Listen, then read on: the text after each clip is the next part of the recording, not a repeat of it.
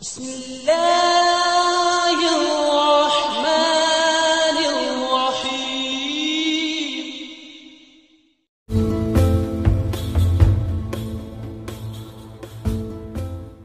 سامنے اعلان کیا گیا تھا کہ انشاءاللہ العزیز میں آپ تمام کے سامنے جو ہے جس عنوان پر بات رکھنے کی جو ہے کوشش کروں گا وہ عنوان ہمارا ہوگا انشاءاللہ خوشگوار زندگی کے رہنما اصول، یا دوسرا نام ہوگا مصیبت، پریشانیوں اور آزمائشوں سے نجات کا ذریعہ۔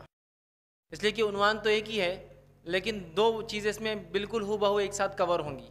پہلا یہ کہ خوشگوار زندگی کے رہنما اصول، مطلب ایک خوشگوار زندگی، اچھی زندگی دنیا کی چاہیے تو کیا چیزوں کو مجھے اور آپ کو اپنانا ہوگا، کن چیزوں پر عمل کرنا ہوگا۔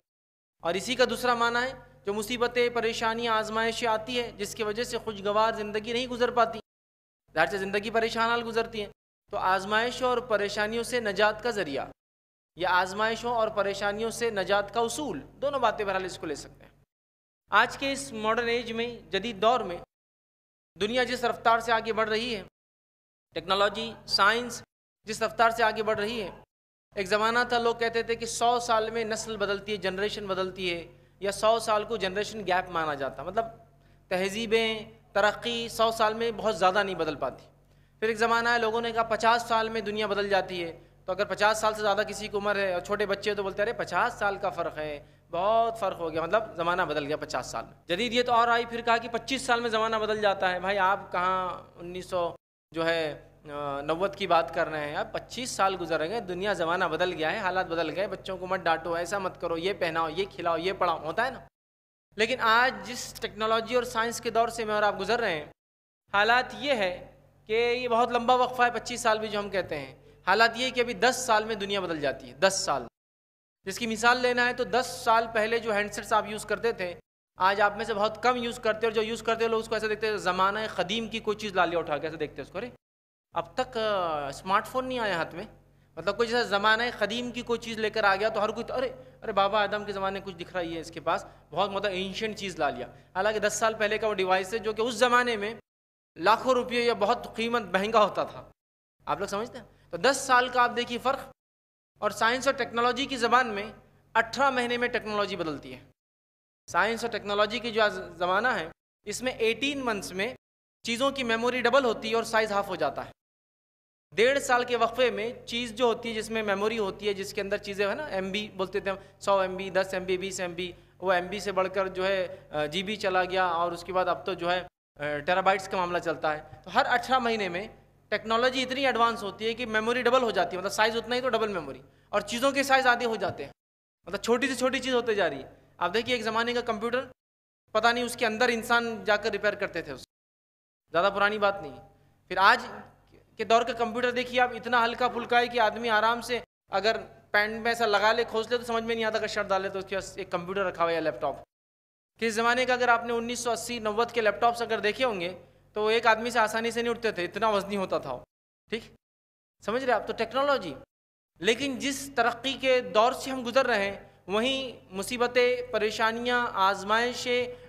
جس کو ہم مختلف ناموں سے بہرحال بیماریاں، یہ بڑھتی چلی جا رہی ہے، جھگڑے، فتنے اور فساد، خون، قتل و غارت گری بڑھتی چلی جا رہی ہے، اور ایک جس کو بولیں گے پرسکون زندگی نظر نہیں آ رہی ہے، پرسکون زندگی غائب ہوتی جا رہی ہے، زندگی اپنی رفتار پکڑتی جا رہی ہے لیکن سکون اس میں کم ہوتا جا رہا ہے۔ تو گویا چیزوں کے اعتبار سے، مادنی اعتبار سے، مٹریلسٹک اعتبار سے چیزوں کا مادہ تو بڑھتا جا رہا ہے۔ آج گاڑیاں، بنگلے، ہینڈ سیٹس، اس کے علاوہ ہر چیز کی جو ہے فراوانی آسانی سے، بلکہ حالت یہ ہے کہ اب دنیا کے کسی کونے کی چیز کو آپ کو آرڈر کرنا ہے، آج آرڈر کی 3 دن میں ملتی ہے آپ کو۔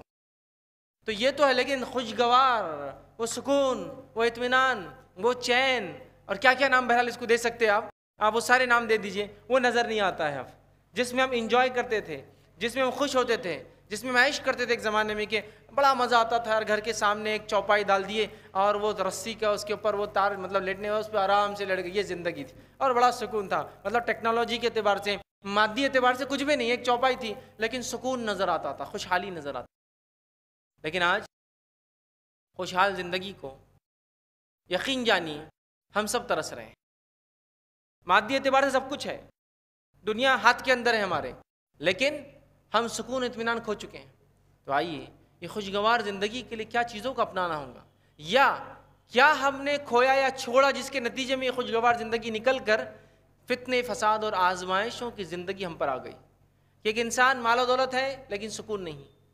مال و دولت ہے لیکن اولاد اس کی خراب نکل گئی، پڑوسی اس کا جھگڑا چالو ہے، ہر انسان فکر مند ہے۔ اللہ رب العزت نے آدم علیہ السلام کو پیدا کیا، اس کے بعد ان کے نسل سے گورے اور کالے، خط میں لمبے اور چھوٹے، صحت مند اور بیمار، مکمل جسم اور اپاہج لوگ پیدا ہوئے، اور مختلف لوگ مختلف کام کرنے لگے، لیکن ہر کسی کے کام کا اینڈ رزلٹ یہ تھا، اس کا مقصد یہ تھا کہ سکون والی زندگی گزارے۔ ایک کاشتکار ایگریکلچر جو انسان کرتا ہے، کسان، وہ جو ہے زمین کھودتا ہے، اس میں بیج ڈالتا ہے اور اس کے لیے محنت مشقت کرتا ہے، آخر میں وہ چاہتا ہے ایک سکون والی زندگی ملے، ہے نا؟ یہی ہے نا؟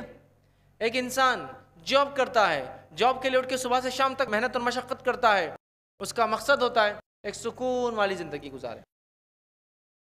ایک انجینئر اور ڈاکٹر، ایک IAS آفیسر، ایک بڑا بزنس مین، دنیا کا کوئی انسان آپ مثال میں ایگزامپل میں سیٹ کیجئے، سارے لوگوں کا، میری اور آپ کی دن رات کی بھاگ دوڑ کا اصل مقصد کیا ہے؟ خوشگوار زندگی، ایک سکون والی زندگی، یہی مقصد ہے نا؟ کوئی ایسا انسان آپ نے دیکھا کہ میں اس لیے محنت مشقت کر رہا ہوں کہ آگے کی زندگی میں بہت فتنے اور فساد میں گزارنا چاہتا ہوں،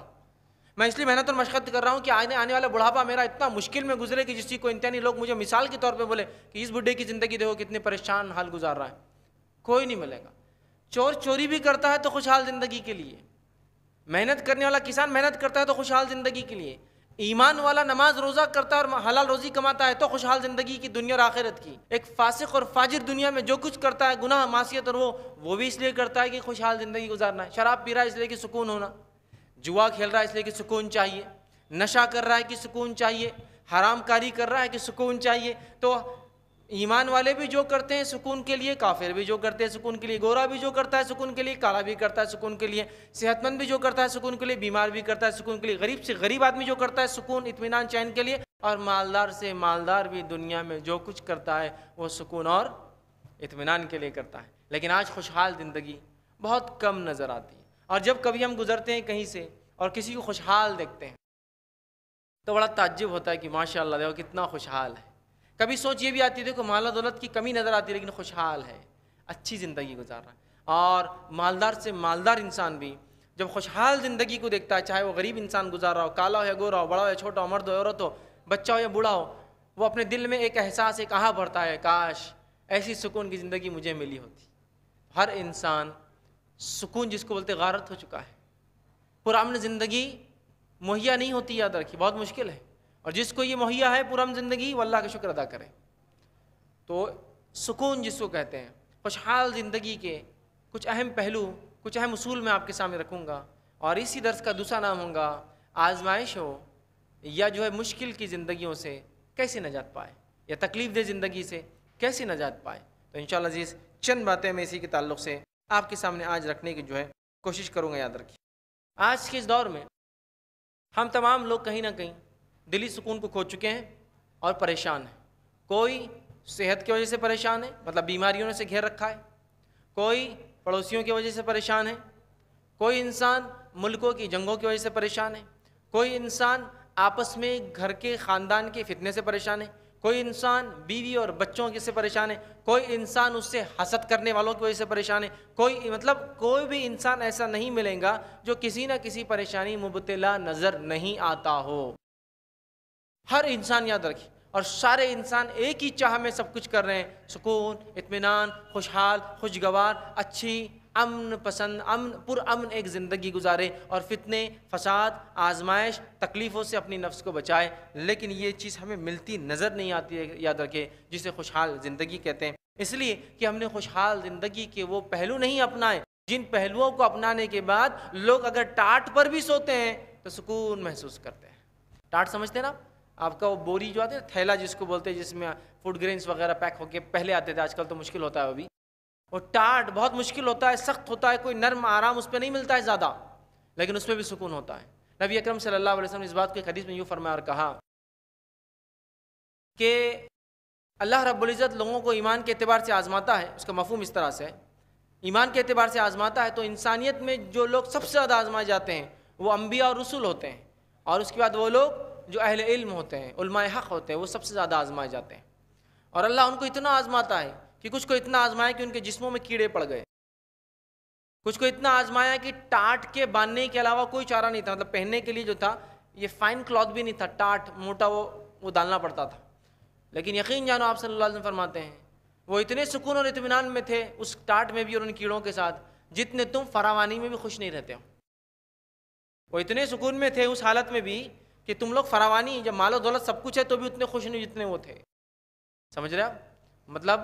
انبیاء، رسل، اہل اللہ، اللہ کو ماننے والے لوگ، اللہ کے ولی، نیک لوگ، اسی طرح صحابہ، تابعین، یہ سب لوگ اتنے خوش ہوتے تھے۔